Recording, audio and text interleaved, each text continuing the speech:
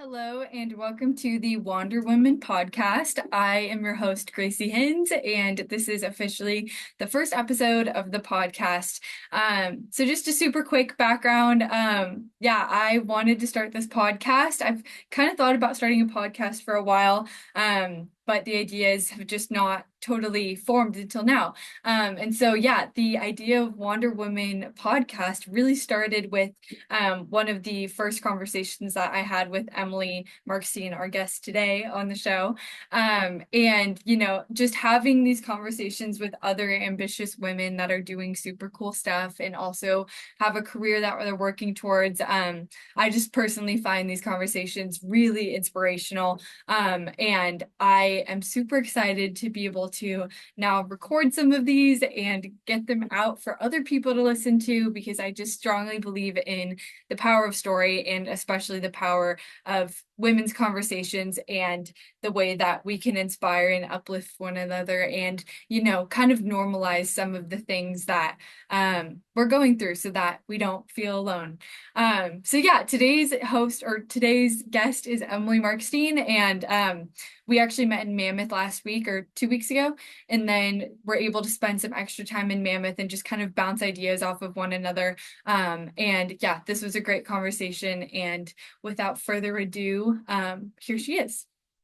I'm Emily Markstein, currently living in my van in Mammoth Lakes. I moved into my car 6 years ago, and I've been between my car, apartments, and my house.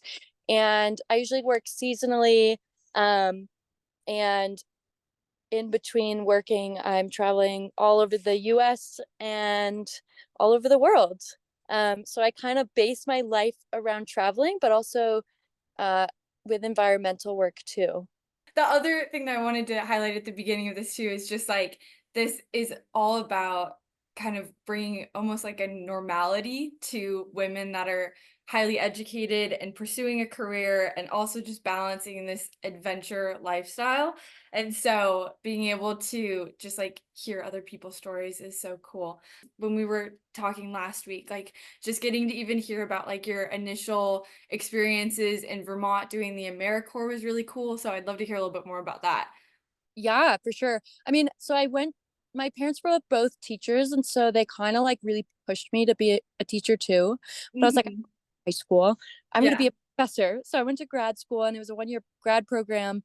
And I had studied history in undergrad because I love reading and I love history, but my life kind of did a big flip flop between my undergrad and my grad. And basically, it wasn't a flip flop. It was just like going back to how I was as a kid, and just like, Yeah. love being outside and nature and everything. And so I started my grad program. And about 3 weeks in, I was supposed to be studying gender in the Middle Ages. And 3 weeks in, I was like, oh my God, what am I doing? So I actually almost dropped out of grad school, but the director of my program was awesome. And he let me sort of create my own dissertation and program. And what I ended up studying was climate change impacts on heritage management. So Hmm. I got to, there was this guy that worked at St. Andrews that was doing a bunch of research on climate change and historic sites and artifacts and everything. And so for my dissertation, I got to go to these caves that were on the coast of Scotland, and we were doing digital recordings of them because they're under threat from sea level rise. So I ended up not spending my time in the library, which is what I did not want to do. And I ended up crawling around in these caves and like studying these Pictish carvings in the caves. And I was like, okay, I'm on the right track after like almost dropping out. And And this then is all in Scotland. this was all in Scotland. Yeah, in the pouring rain, but at least the cave was dry. And then I was like, oh my God, I'm never gonna get an environmental job because I have a 4 year history degree, and then 1 year master's in climate science and activism. So my friend sent me this link to this environmental AmeriCorps program in Vermont. And they ended up picking me. Later, I found out they picked me not because I was qualified, but because they thought I was interesting. Thank you to them for thinking I was interesting and hiring me, because that kind of snowballed a career in environmentalism and just like continual education in that sort of field. That's really cool. How was it that you also kind of picked to go to Scotland? Because I mean, that really plays into kind of like your fun travel Yeah, and yeah.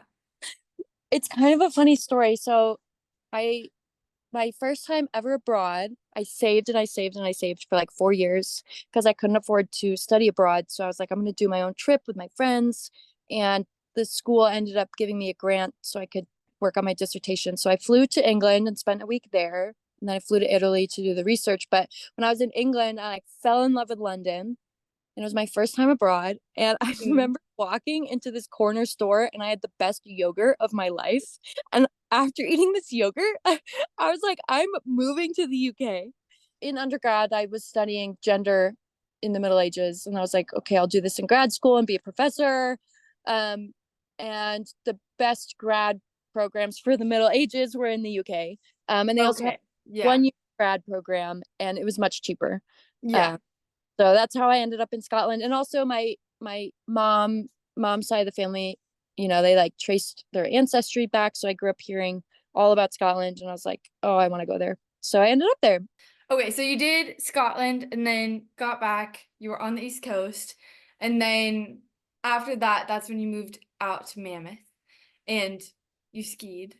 Yep. And I kind of want to dive into this a little bit too, because I feel like that is a bit of a transformation, or like that's like a big change going from grad school to then like, okay, I'm going to pursue this outdoor lifestyle and like live in my car, work at Mammoth, and then like walk me through kind of that thought process. And then like it's cool because I feel like now looking at it, it's like, oh my gosh, wow, like obviously those things mirror each other so well, where like you want to be outside and like you're interested in the climate activism and what's going on in the world. Yeah, I mean, it's funny because at the older I get, the more grateful I feel for my parents for just Hmm. raising me with the mentality of like, if you want to do something, do it. And my gender isn't going to stop me. And like, I didn't really realize that like boys and girls were quote unquote supposed to act different until like Hmm. ends of middle school, which I think for a lot of people is like pretty late to realize that. Uh, like my dad, I was always helping my dad fix the tractor, and like the I would go hang out with him in the garage when I was little, and he would like give me car parts to play with. Yeah. So part of it has to do with like just the way I was raised, and I feel really grateful for that. But it kind of, yeah, it kind of just snowballed. Like I did my grad program and then did 2 years of environmental work. So by the time I was 25, I was like really burnt out. And Yeah. like being 25 in the environmental field and burnt out is not okay. So Hmm. I was like, I'm going to take a winter off and I'm going to go be a ski bum because I always wanted to be a ski bum and I'd fallen in love with snowboarding. So I moved out to Mammoth and I was supposed to be here for one winter, but then I just saw how people lived differently out here and it was really appealing to me. And so I moved into my car and just kind of became your classic dirtbag climber. Yeah. Uh, I was like, all I want to do, I had watched the movie Valley Uprising 2 years before, and Valley Uprising is about like the climbing in Yosemite and it was talking about the dirt bags and that. And I was like, I'm gonna do that one day. And so I moved out to Mammoth, did my ski bum season, and then became like a total dirtbag climber. Like I remember one time I was sleeping on a crash pad on the side of the road in El Portel because I couldn't afford gas to drive in and out of the valley, and I Oh just wanted my to goodness. climb. And there's a Oh my photo goodness. somewhere. But yeah, I think it was just seeing how people in Mammoth lived differently, and I wanted to do that, so I did it. And Were there, then yeah, were there any particular people that you met that like kind of inspired that change? I think me and my friend Lily, we did ski school together, and turns out ski school was not our favorite thing. We both wanted to get really into rock climbing, and housing in Mammoth is really hard. So Lily and I were like, we're gonna do this together. We're gonna move into our cars and we're gonna become rock climbers. Uh, Hmm. so yeah, I would say Lily and I just like went for it, but I hadn't really met anybody that lived in their van yet. I just knew people were doing it, and Lily and I just, yeah, we just went for it. No, and I think like that's the thing. You do really just have to go for it because it's like, especially with living in your van or like living in your vehicle. I mean, like, even like with me, like, I kind of did the same thing where it was like, okay, I don't necessarily know anybody right now that's doing this, but like, I do know of this greater community that's doing it. Yeah. But then it's really cool because then you meet people that are doing it and you're like, oh my goodness, I'm not crazy. Yeah, totally. Like if I had been anywhere but Mammoth, it might not have happened. But because there's such a big car van dwelling community here, Hmm. like the past 6 years have been great. And like, we met and then we were Yep. like, oh my God, we live in our vans. This is so Yeah. cool. And so it's like Yeah. the community aspect of it is probably my favorite part.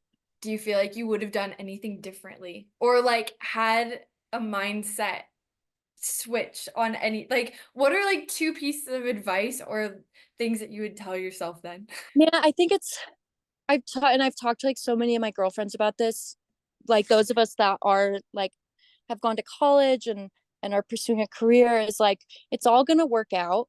And it didn't really click for me until like last year. Like go I went to Nepal in the spring and a lot of stuff shifted for me internally. That was like it's all going to work out and it's all going to be fine because I spent, even though I did grad school and I did the environmental thing in Vermont, I still spent like all my time out in Mammoth worrying about like nobody's gonna hire me, like, you know, am I gonna have my dream environmental job? And now I'm in the mindset of like it's gonna work out and it's all gonna happen and everything's gonna be fine. And now I have all these like really amazing opportunities coming my way. And I just wish Mhm. that I hadn't worried so much. And I had a lot of fun, but I was also worrying like, oh man, maybe I shouldn't be rock climbing 5 days a week and I should be pursuing a career instead. That's just like maybe part of your 20s and then the shift into your 30s, which I thought was a total joke. Everybody was like, when you're 30, it all changes. And I was like, no way. And now I'm like, oh, okay. Yeah, I get it. You did your undergrad in history, and then you did this master's degree, and Mhm. then you did the AmeriCorps, and then you jumped into, like, you were kind of echoing that, like, okay, like, I don't know what my career is going to look like in this. So then you jumped into Hot Creek Mammoth stuff. Yeah. So Yeah. that was a crazy 3 year adventure. And so my friend Amber and I, during COVID, we'd go biking together. And Amber, also like us, super motivated, really into the outdoors, does all the awesome things, like very intelligent, has career goals. And both of us would go on these bike rides and we would just dreaming about combining our adventure sports with climate activism or social justice issues. And I was actually driving back from Alaska because I spent a summer in Alaska. And I was driving back from Alaska and Amber texted me and she's like, dude, there's this like tiny, like 3 sentence thing in the newspaper and they're trying to put a mine in at Hot Creek. And Hot Creek is within 10 miles of Mammoth Lakes. It's like an iconic geologic site that all the tourists go to, all the locals go to it. It's an amazing spot. And this Canadian company was proposing to put a gold mine in. And so Amber and I held a protest and then it kicked off this like huge activism project that took over my life. And it was kind of perfect because I was like ready to go back into the environmental field. I'd like recovered from my burnout and I had this new amazing like van life slash adventure sports life. And I wanted to combine the two. And then this activism project gave me the perfect opportunity for that. So I spent three Right. years of my life fighting this gold mine. And recently we just won in court. And uh, the goal of activism is to eventually be unemployed. So I was out of my activism job and we were successful in stopping this mining company from coming into our town. Okay, and so what was your foot in the door with that mining activism? Because you saw it in the newspaper and then you were like, I want to be involved in that. And like with those things, like how did you start getting your foot in the door with that? Yeah. Amber and I like literally started everything. We Hmm. we created a Facebook event for a protest on Main Street in Mammoth Hmm. and put an ad in the newspaper and then like 40 or 50 people showed up and we were just like, "Oh my god, this worked." Hmm. And at the event, we had 3 other people reach out to us. Chris Bubser, who ran for Congress, who's this like amazing, activist in our community Yeah. and pillar in the Mammoth community. And then Jeff McElroy works for Patagonia and lives in Crowley, which is just down the road, and he reached out, and then Matt McLean, who's done some other activism stuff. And so the five of us created this organization called No Hot Creek Mine because Amber and I were like, we're having a protest. And it Hmm. was crazy. Like we started this whole thing, and like we have over 1,600 followers on Instagram. Patagonia sponsored us. Um, we have like a bunch of short films out. So it really went from like, oh, it's just one protest to like, I was on the Dirtbag Diaries. Like, oh my God, we made it big for this activism issue. Yeah.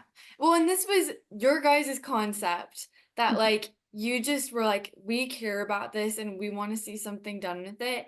And then just started it up, reached out to people. Like that's the part that I'm like, holy cow, that's so cool because I feel like there's so many different things and like especially in your local community wherever it is that you're at because wherever you're living that's where you're gonna be the most passionate. Like I'm not gonna pick up the Mammoth Times and be like, what's this mine that's being proposed, just because I don't know the area as well, and like I don't have that emotional attachment to it. So I think hearing something like that, I'm just like, holy cow, that's so inspirational because if I do see something in my local community that I'm just like, wait, I don't love this, I don't love what it stands for, then it's like you can actually start to make a difference from that and go and win a court case if you really put your mind to it. Yeah. Totally.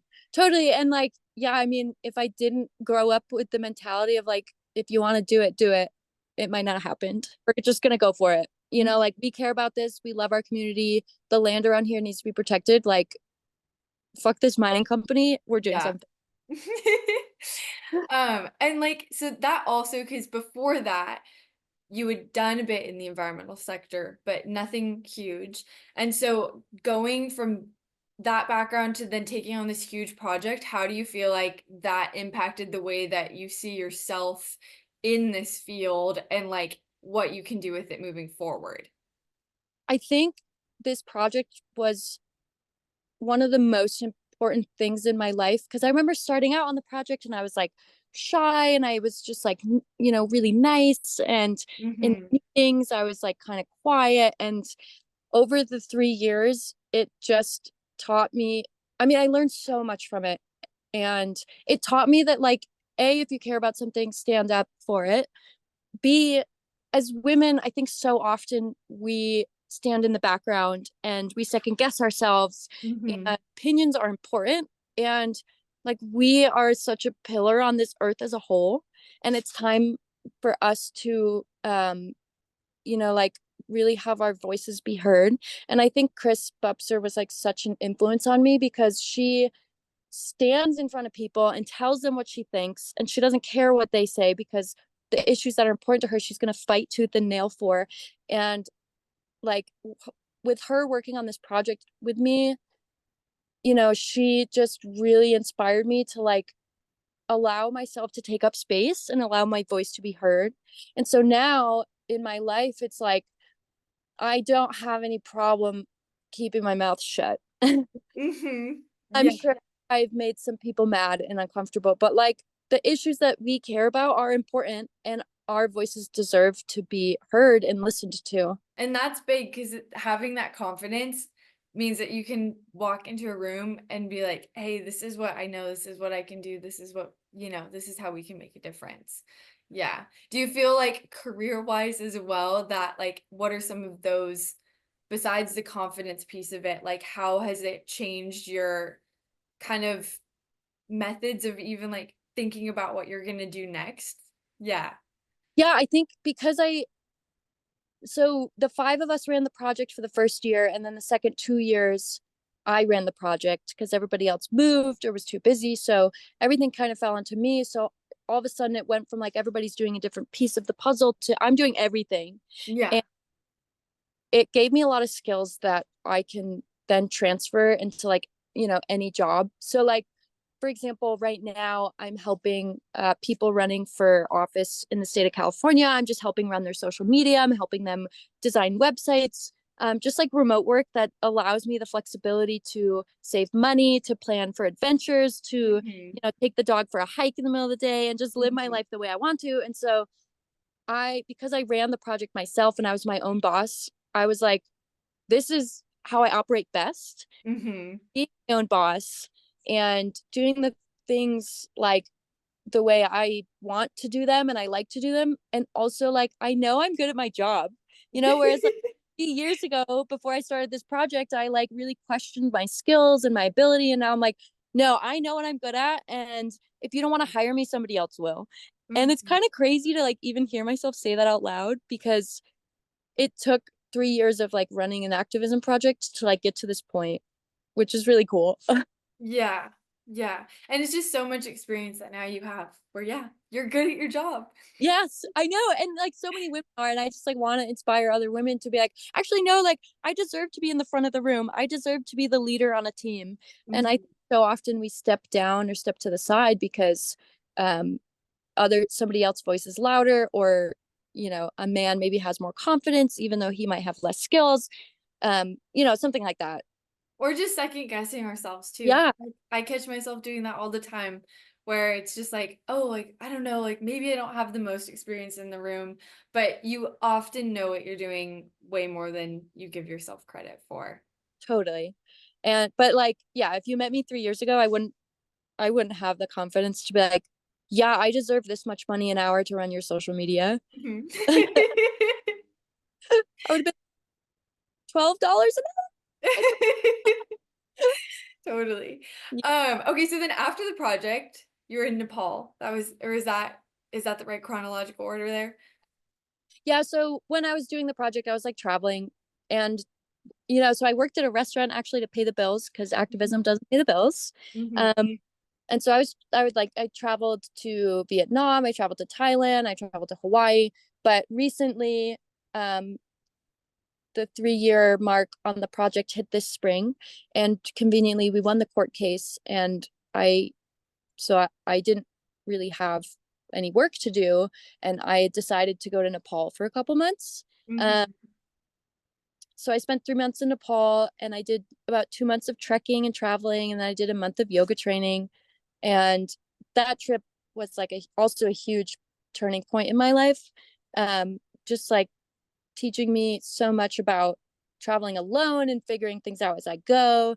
And the yoga training was really, that mental health aspect of is like important to all of this. And that really like changed a lot in terms of my mental health, and also like boosted my confidence and my ability to do things too. Mm-hmm. What specifically with the yoga training do you feel like was changing your mentality on things? Oh man. I mean, well, so the like backstory to the Nepal trip was I was supposed to go there with my boyfriend at the time, and then he broke up with me like day 4 of us getting there. And so I had to figure everything out, you know, Huge pivot of plans. huge pivot of, and then so I was like getting over this breakup while trekking and doing the yoga training. And I think the teachers that I had at the yoga training really instilled in us like being in the present moment, letting things go, and just like really working on accepting everything in life just the way it is. And it was a lot of those big questions a lot of us have with mental health and like anxiety or depression, or just experiencing suffering. And I think the yoga training was a month long, and was really like a month long practice in letting everything go and accepting things the way they are, and finding joy Mm-hmm. in every single moment in life. And it really just changed, like I feel like it just changed everything for me. You did two huge treks. Like, how did you find Yes. out about the treks? Who were you doing them with? Like, give the whole story to that, because that's just also super cool and takes a lot to just go to Nepal and then go trekking. The original plan was to go there with this said boyfriend, and um our relationship was already like very questionable, so we Hmm. didn't plan anything. And we Right. were like, we'll figure it out when we get there. And I was like, okay. Like one of the things I wanted to work on, because I've always been a planner, I was like, I just want to be that traveler that just shows up and figures it out. And it was Hmm. really scary. I think like a lot of us that travel, like people look at us and they're like, oh wow, like you just do it and you're so brave. And it's like, well, yeah, I mean, it's still really scary. I've been traveling for 10 years and it's still scary sometimes. um just like intimidating to figure everything out by yourself. So yeah. relationship ended, and I was like, what do I do? And my friend Nicole had been to Nepal and she had done the Annapurna trek. So I was like, you know what? I have no idea what I'm doing. I'm gonna go trek Annapurna. Mm-hmm. So I relationship ended. I bought I bought a plane ticket to Pokhara, which was either a 10-hour bus ride or a 40-minute flight. Bought the plane ticket, showed up at the airport 2 hours later, and flew to Pokhara. And then I was like, okay, I gotta figure out how to do this. And I bought a map at like one of those street vendors, and I Yeah. strategically went to the table in the middle of the hostel and opened up my map just to be like, maybe somebody will come to my table and ask me questions about trekking. And this Dutch couple sat down and started talking to me, and they were like, well, we're going to do Annapurna too. And I was like, okay, cool. Let's all split a Jeep. And then there ended up being 6 of us that split a Jeep. And in my mind, I'm like, okay, we'll share this Jeep and then we'll all go our separate ways. But what ended Mm-hmm. up happening was we all became really good friends, and we did the trek together, and everybody hiked at different paces, but we all stayed at the tea house every night together. Mm-hmm. And it was just like one of the most amazing times of my life, because I was like broken up with, confused, really excited about hiking, um, and didn't know anything about Annapurna. I was just like, I'm just gonna get in the Jeep with these people and see what happens. Like I didn't plan anything.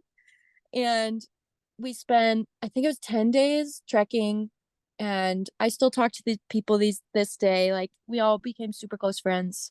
And then for my second trek, I did 3 passes, which is in the Everest region, and it shares part of the trail with Everest Base Camp. And my friend Bree from Mammoth, she flew over to hike this trail with me and do the yoga training together. Um, so Bree and I went and did 3 passes, but we only did one out of the 3 passes because I had diarrhea for 10 days.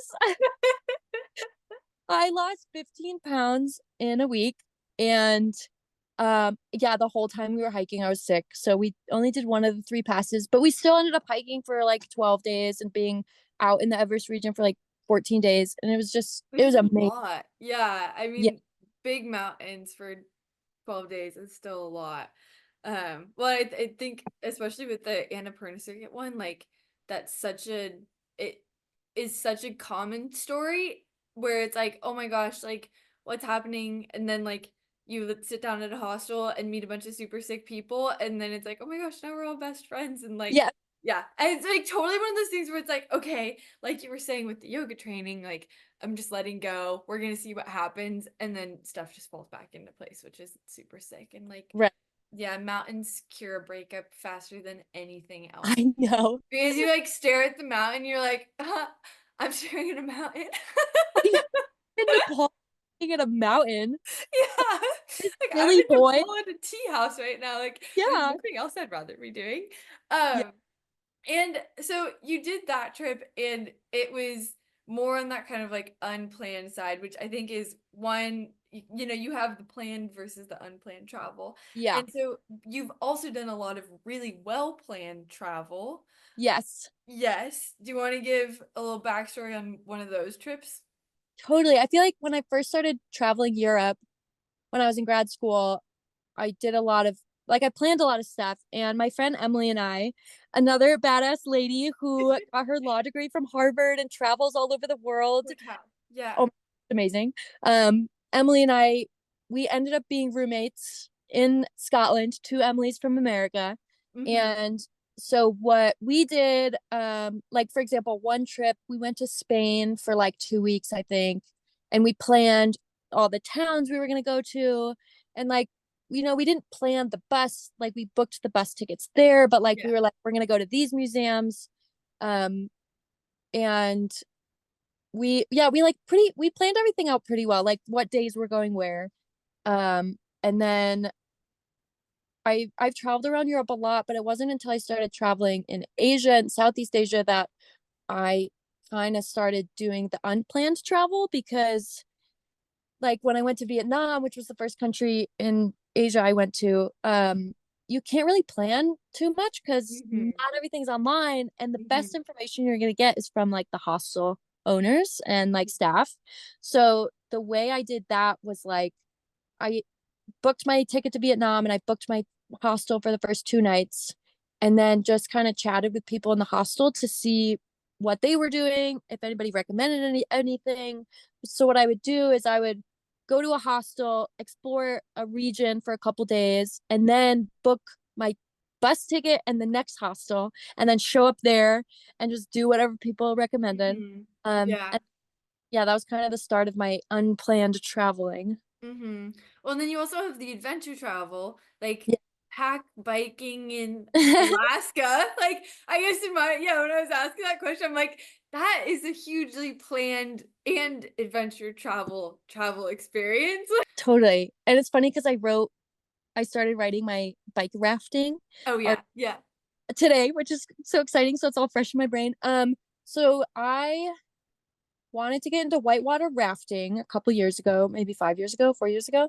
So I was like, and I want to go to Alaska. So I'm going to go to Alaska and I'm going to work for a rafting company. And I drove my van all the way up to Alaska. And the rafting company I ended up working for made me drive the van. And so I quit after like 2 weeks because I was like, Mm-hmm. and then I ended up finding a really sweet environmental job because I'm just happier doing that. Um, so I worked for the Denali, like the science center there that partners with the park, Okay. Yeah. which is really cool. So I did the environmental thing, and then I bought a pack raft and learned how to raft like do whitewater stuff. Um, so yeah, I kind of just loaded everything I owned into my van and drove from California to Alaska.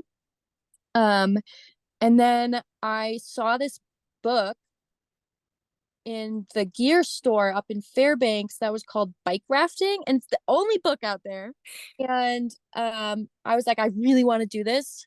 Um, so I did kind of like I think it was like a 3 day trip. It was 2 days of biking and 1 day of pack rafting, and it's Mm-hmm. crazy. So I knew a guy with a bush plane in Alaska, so I put my bike and my raft in the bush plane Oh and my gosh. flew me out to the Denali Highway, landed on the road in Mhm. Alaska.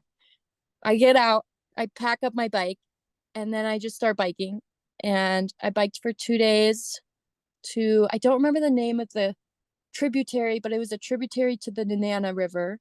And so I paddled down that with my bike strapped to the front of my pack raft. And then I paddled down that tributary, popped out in the Nenana, and then pulled out on the side of the highway. Took my dry suit off, put my biking clothes back on, loaded my bicycle back up with my pack raft, and then biked back to my van. No, it was me and Okay. my part-time. Okay. Got it. Yeah. Yeah. So that's, I mean, that's also a crazy amount of like doing something like that with another person is like you guys have to definitely be able to get along biking and pack rafting together. So, like, also want to join me on this crazy idea I had. Yeah, no, totally. Yeah, Yeah. no, that's a lot, but also just so cool and just such a fun, a different way to travel as well and take advantage of like being in Alaska and being able to do that. Yeah. And I'm like, recent so I hadn't after Alaska, I came back to California, and where I live in California, there's just not a ton of water. So um I brought my pack raft out to a ton of lakes in the Sierra, but um I haven't done any bike rafting since then. But now I'm like really excited about it again. So Mhm. I'm potentially planning a bike rafting trip down in Chile for the winter. Um and that's probably gonna be a wing it trip as well Mhm. because there's not a ton of information online. And then yeah, I'm like asking myself all the questions that you mentioned, like how do I get my bike down there, how do I get my pack raft down there? And it's extra Totally. too. It's not like I just pack up my backpack and show up in another country. You have to like make sure you have all your gear and spend the extra money on getting it down to wherever you're going. Mhm. Yeah. Yeah, what do you like foresee? This was going to be my next question of like, okay, what is it that you're planning for the future right now? And like what are some of the kind of like biggest obstacles that you face making that happen right now? Oh, I love that question. So right now I'm planning on going down to Chile and Argentina for the winter. There's a bike route I want to do, and I also want to go to Patagonia and do some trekking. And there's also some pack rafting articles I've found online. So everything's kind of up in the air. And so my biggest hurdle right now is kind of like because I don't like pack rafting alone. It can be really Mhm. sketchy. And there's like, I have a couple friends that are interested in maybe joining. And it's like, the big question is like, are they gonna pull this together and are we going on this trip? Or am I gonna just end up in South America with my bike? Which I'm also totally happy to do. But it would be so cool to pack raft down there as well. And one of my friends has a connection down in Puerto Williams, and um, he mentioned that his friend also has a pack raft, and his Mhm. friend has this route plant that he's never done. And I was like, we should do that. So I have a lot of options and cool connections. And I instinctively, because I've done so much planning in my life, I want to plan it so bad right now, but I just Yeah, have to like trust that it's all going to work out because other people are involved. So yeah, my hurdle is like the other people and them figuring out their stuff and me figuring out my stuff. totally, totally. The logistics of it and just, yeah, I know that organization is definitely challenging, especially when it's like, I think like be having such like an idea that you're like, I'm going to go do this. Mm-hmm. And like you're probably gonna go do some form of it no matter Yeah. what by yourself, like Yes. regardless if like other people come. Totally. I think like that's one of the other hard things is it's like, okay, like I could totally do this by myself, but like, it'd be, it changes the course of planning and thinking ahead for sure. Right. And then it's like if it's just me, then the plan changes a little bit, but I'm still going to Chile and I'm still going to Argentina. It's just like, what gear do I bring? Yeah, Yeah. exactly. You have the van. You Mhm. have the work background of the environmentalism and Hot Creek in particular, and you also have the biking and adventure. Like right now, what are your favorite parts about your lifestyle? Oh man. Oh God, it's crazy because it's like every day I wake up and I'm just like, oh my God, my life is so cool. Hmm. And it's kind of crazy to just have that feeling every day because I think like a lot of my life I've really struggled with um I really struggled with my mental health for a long time, like especially up in Alaska. Like I was pretty depressed when I was up there, and that's something that a lot of people don't talk about when we have this lifestyle, like I remember, yeah, I did these cool adventures, but like it was so hard to feel happy when I was doing them. And I really I spent a lot of years in therapy, and uh like yoga really helped a lot. And it was cool to like be in Nepal and have this kind of crazy breakup and then be like, wow, I'm actually doing really well because I've spent years like trying to take care of myself, and like it's working, like all of the hard work that I put into my mental health it like worked. And I think it's like part of the story that a lot of people don't get when we have this lifestyle. um but now, like, years of that work has paid off because I just wake up every day and I wake up with the sunrise because I like watching the sun come up every morning. And then right now I'm working remote so I can work on my own hours. And I just get to wake up and decide what adventure I'm going on for the day. And then also, the other thing that is like really amazing about my life is like I really trust now. And like part of this podcast thing is like part of this greater project that we all have going on Yeah, is like really trusting that like I can create the life that I want instead of allowing limiting factors that are all in my brain, you know, totally. real, Yeah, stop from doing these things. And so it's, yeah, I just kind of love that I have the skills to do the jobs that I want, to create the job that I want.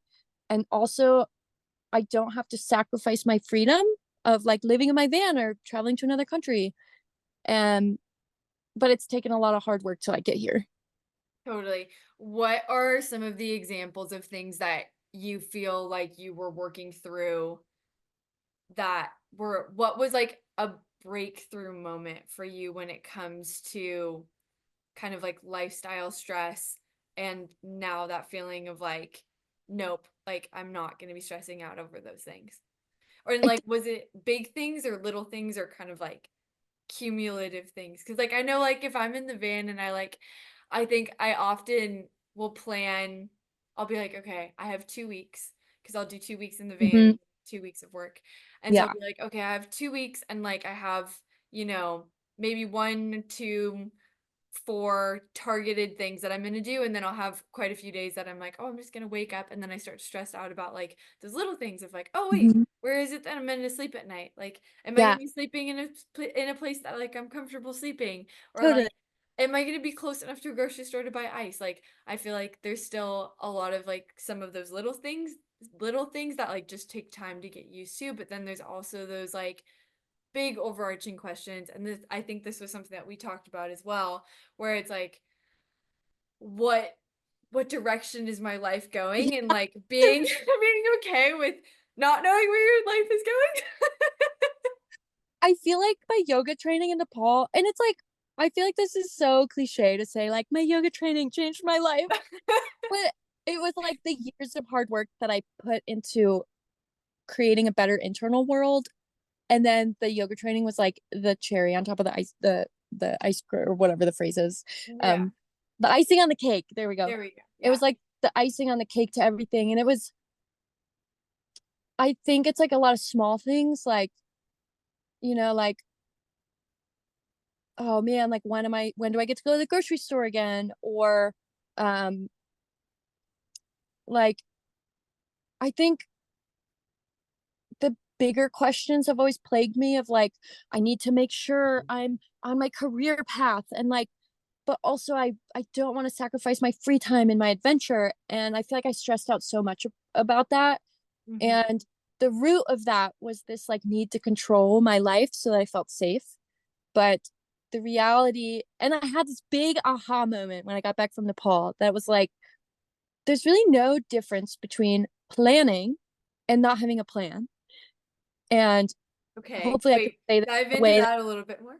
yes, hopefully I can say this in a way that makes sense. So when you have a plan in your mind, you're picturing the future happening a certain way, but it never happens that way. So really, even if you've created a plan, it's never exactly what you plan. And then This is true. having no plan, it things just happen. So really things just happen either way. So really Mhm. there's no point in me stressing about creating a plan that's not actually going to happen exactly the way I envision. Instead, just being in the present moment and trusting that like I have the skills to do what I want to do. Yeah. And no matter what, I'm going to have fun. And no matter what comes at you, you now know that you have the tool belt to take it on. Totally. Yeah. And that was a big shift because now I'm like, yeah, I'm going to go to South America, but I'm not going to stress over having to figure it out right now in October when I might not be there until January.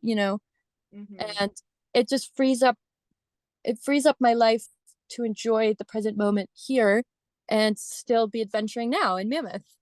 Yeah, totally. Hope I said that in a way that makes sense. No, I think that totally makes sense because I totally agree. I am a chronic planner as well, where like even this week I was trying to figure out, okay, I'm working in Portland and like needed to book an Airbnb, but then I was like I could just have a hotel, and like usually I'm just always trying to, like figure out like, okay, where is it that I'm going to be on this day? Like what is it Yeah, that I can have? But then I always am changing my plan no matter what. And so right. like just being able to like wake up and be like, okay, no, like I know that I know that I have the ability to book the hotel when I get there even versus Right. like, yeah, and I can Totally. like see what's open on that day versus like trying to stress weeks and weeks in advance of like where is it that I should be staying. Like it's not worth stressing about and planning that when no matter what it's no, that totally makes sense. Yeah. I I track, Yeah. And it, but it doesn't mean I it don't takes have those thoughts practice though. still. Yeah, Yeah. it takes practice. Like I still like last week I was like, "Oh my god, I have to figure everything out." And I spent Mhm. like a couple days being like researching stuff online, and then I was like, "Hold on a minute." Like the big lesson we're practicing right now is to like not be doing that. And so just because I say that, you know, just because I say I believe that now doesn't mean I'm still not stressed out. Like it still happens. What are some of the tools that you feel like you learned just through life experience that helped you kind of get there? And then like what are some things, were there any like aha moments at that yoga training that really sunk in? I feel like, I mean, I used to be such an anxious person, and I think a lot of it had to do with like the way I was raised. Like I had to be the best at school, I had to be the best at playing music, I had to be the best at sports, and I always had to be doing something because that's the way my mom lived her life. And I never really sat down. I would be doing an adventure and thinking about the next adventure. Hmm. And I, this is another crazy story. So, yeah, I was just like a really anxious person my whole life, even though I did cool stuff and I had fun. I just was always filled with anxiety. And then I had a rock climbing accident a couple years ago, and a rock fell and hit me in the back. And the crazy thing was, yeah, the accident was crazy, but what happened was all of these memories from a lot of trauma kind of like resurface. And I was like, I need to go to therapy and like address this. And I was kind of sick of myself. I was like, I'm sick of feeling like this. And I was so sick of myself. I was like, I need to change something. And then it took like years of like seeing a therapist and doing yoga and learning how to relax and allow my body to relax. My climbing accident forced me to relax because I was your like classic, I'm going to run to the mountains and run in the mountains every day and avoid facing my problems. So it was like a long road of like learning how to regulate my nervous system, learning how to be in the present moment and like cultivating awareness. And then the yoga training, there's this big moment where I was sitting at the dinner table eating my fried rice, crying Hmm. because it was so intense. You know, you're doing yoga, which really brings you into your body and brings you into your emotions and really makes you face things. And I'm like sitting at the dinner table crying, and the manager of the yoga academy came over and he like put his hands on my back. He's like, "Just let it go, Emily. Like, let it go." And that is gonna stick with me forever. I've just been like, just let it go. You know, like I have so much to be grateful for, and they really instilled that in us. Like each breath that we have in our life is something to be grateful for, and that's it. You know, like Hmm.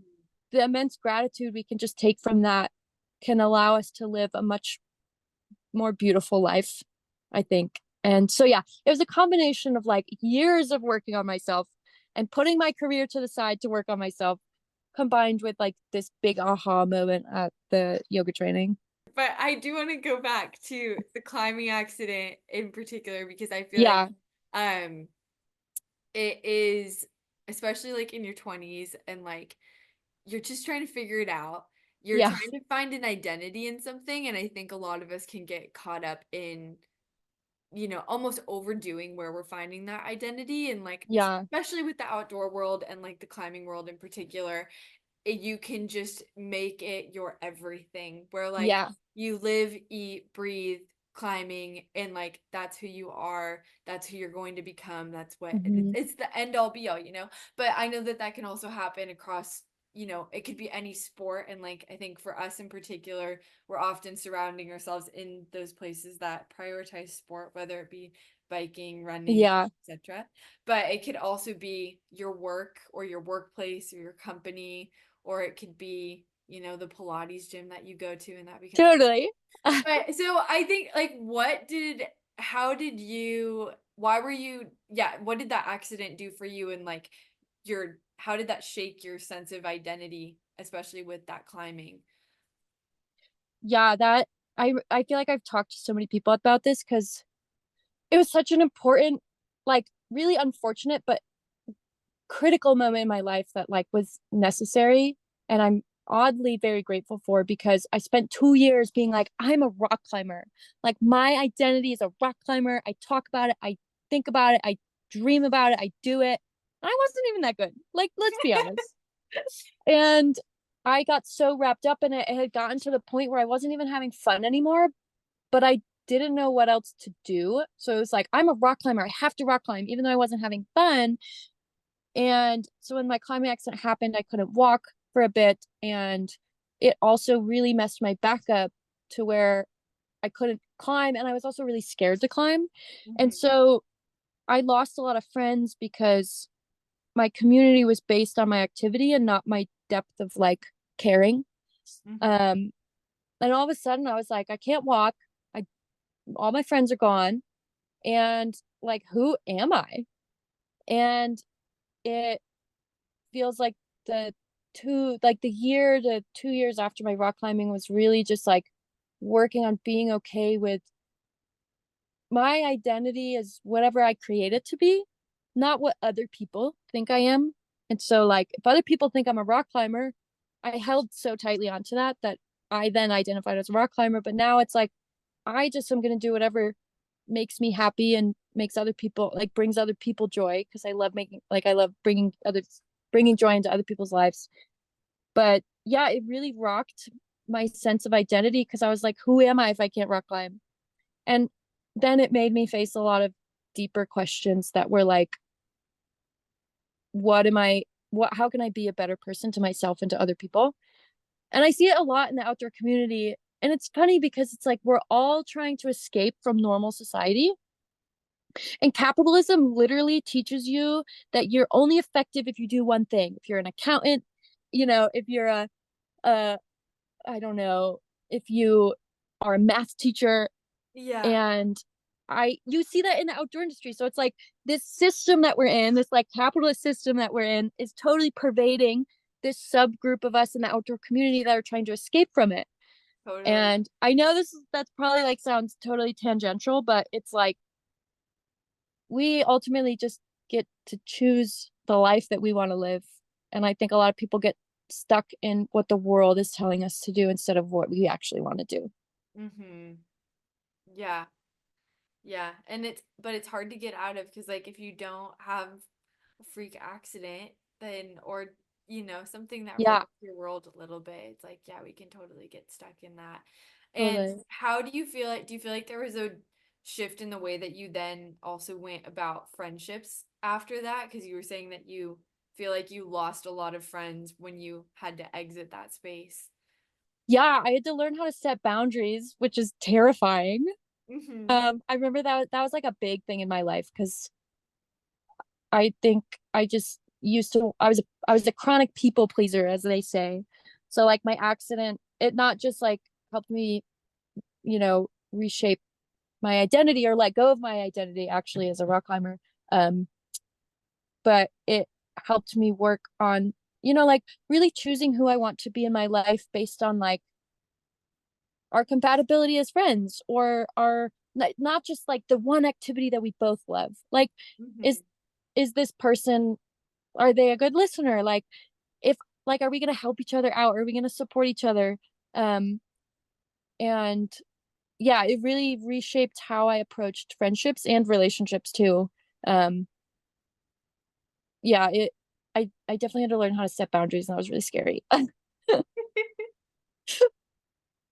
Yeah, and boundaries are big, but yeah, it's scary because it's like, and especially like with sport and like if you're all living in your vans and like doing the same thing every day, it's like, like even figuring out that you have to set boundaries is huge Right.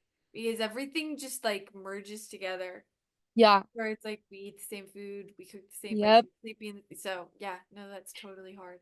Yeah, or like being like, like you're camping with a bunch of people and then all of a sudden you're like, oh man, like I'm really overwhelmed. And like asking yourself what you need and being like, hey guys, I need alone time. Mm-hmm. Like that, like saying that is hard sometimes, especially like in the van camping community where you're like, I'm gonna camp by myself tonight. Yeah. Yeah. But you don't think it's scary. And then you say it for the first time and you're And like, you're like, oh my hey guys. goodness. Yeah, totally. Yeah, no, all scary things. But yeah. Um okay, continuing on kind of like as on that theme of lifestyle, career, big trip that's coming up. What is it that like you what is it that you really, I think you kind of were answering this question of like what is it that you really like right now, but also like on the more like emotional side of that, besides like being able to just wake up and go adventure and do whatever, like what other aspects of that are you like both like happy for right now, but then also just like really excited for going into the future? And like, what does this kind of like next phase look like for you? Mm-hmm. Or, and like, what is that dream? Yeah. So my dream has always been to like combine my love for the outdoors and adventure and like adventure sports with climate activism. Mhm. And I kind of did that on the Dirtbag Diaries episode I was on, where we made a bike route that visited all of the proposed mining sites in the Sierra. And we did that all by bike. And so that was like, I did that, and I've had this dream for years. And recently, like talking to you and my friend Bella, it was kind of like, oh my God, like I just need to make this happen. Like I can't wait for Patagonia to sponsor me. I can't wait for some filmmaker to be like, I want to make a video of you biking. And, and it's like, how do we do the work that we love, protecting the environment and standing up for like communities that are under threat from climate change or whatever, while also living the life that we want to live. And so that for me is like the next step and it's like part of what I'm envisioning for my Patagonia and like South America trip is getting to meet people down there that are impacted by um like climate change or capitalism and extractive industries and that stuff, and getting the chance to share their story and really connect with people while also doing the things that I love, like biking and pack rafting and traveling. Um, Mhm. so yeah, I'm going for it. Yeah. And I've been dreaming about it for years and just kind of like waiting for something to happen. And it's like, no, like I gotta make this happen. And I'm gonna do it. And yeah, we're all doing it. And it's very exciting. Yeah. Yeah, and like speaking of stories, I mean, part of yeah, this whole podcast is really to bring these stories up so that we can listen to them and be inspired. Yeah, Because I feel like there are so many conversations that I have with women in particular that I'm like, holy cow, like just listening to your story and listening to the ideas that you have and like just being able to like bounce off of each other are so inspirational. And totally. and it just yeah, and I feel like that's if we're if we have these visions for our lives of like this is what I want to do and this is what I want my future to look for, sharing these is so important. um so to kind of end this, what do you feel like have been some of the most important and like inspirational conversations that you've had with people that have like made you who you are in a way and like gotten you like had that light bulb go off where it was like, oh my gosh, wow, that was such an insane conversation and like yeah. I think like I feel like a lot of us women feel like alone and in the outdoor industry. And yeah, we do adventures together, but it's like I think really like me and my friends are starting to talk about this now instead of like Mhm. 6 years ago. And Yeah. that's really cool. And I also think like just the way people are having conversations is changing in general. Like these are issues that people are talking about on a larger scale. So naturally we're having conversations about them and sharing our like experiences as women in the outdoor industry. Um, I feel like talking to my friend Bella, and I've known Bella for 7 years now. Um, and we've always just like chatted about this and talked about like our horror stories, like going on adventures, like going on adventures with men and then being like telling them we're scared and they're not listening to us, stuff like that, where we're just like, oh, these are the frustrating things. And Yeah. then Bella and I recently like started talking about starting our business together, and then like I met you and like Mhm. we were all on the same page, and so that's been really recently, that's been really inspiring to me, and it's just like, oh my God, we just got to go for it. Mhm. um and I think like as you get older, your parents get older, and recently I've really become really grateful for my dad and the conversations that we had and growing up. And it's kind of funny you forget about those. Like I went to my yoga training and I came back and I called my dad and he was like, oh, are your chakras aligned? And I was like, Dad, you know what chakras are? And he's like, of course I know what chakras are. And I just remembered that like who I am as a person is so much due to him, because he Mhm. loved fishing and he loved being outside and he loved farming. And He still loves these things. He's not dead. um, like my dad was giving me like beatnik poetry and like Jack Kerouac, right? Yeah, on the Mhm. road. He like gave me that book when I was like 12, and so really remembering that like the foundation of who I am is because of him. And that's really cool. And my dad, like, at one point, he told me this story where he took off from New Jersey to the Everglades with $200, and him and his friend canoed around the Everglades in Florida, and all they ate were like peanuts and raisins because they didn't have enough money. And then they hitchhiked back to New Jersey. And it's like, okay, of course I am who I am because of my dad and the Yeah. stories that he told me. And I think Totally. that recently I've really come to appreciate that and recognize like how much of my life is the way it is because of him. Yeah. And I think that's really cool. Even though, he's a guy and he's not a woman that's inspiring me. He's my dad and like he gave me the foundation for this wild, crazy adventure I'm on. Yeah. Yeah, and parents can do that because it's like, Yeah, yeah, they're who we're around the most at the most totally. formidable parts of our lives. Yeah. And then I just like all the films about like in the winter when it's dark and you go skiing for the day, and then just like all these films that are coming out about women in the outdoors has really been inspiring too. And Mhm. Mammoth, like the community in Mammoth is just filled with women doing badass stuff all the time. And also they Yeah. have a career and like, yeah, I'm just surrounded by women here that are really inspiring. Yeah. Yeah. Yeah. Seeing people live it out. Mm-hmm. Yeah. Well, is there anything else that you want to leave people with?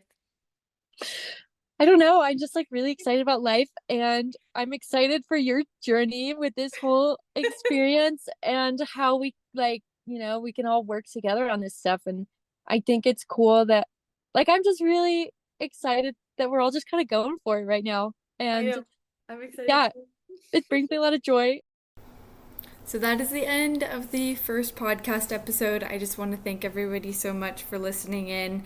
I'm really excited about this, and I know this was the first conversation, and it was so amazing to be able to sit down with Emily. She just has so many good things to say and so much fun life experience to talk about.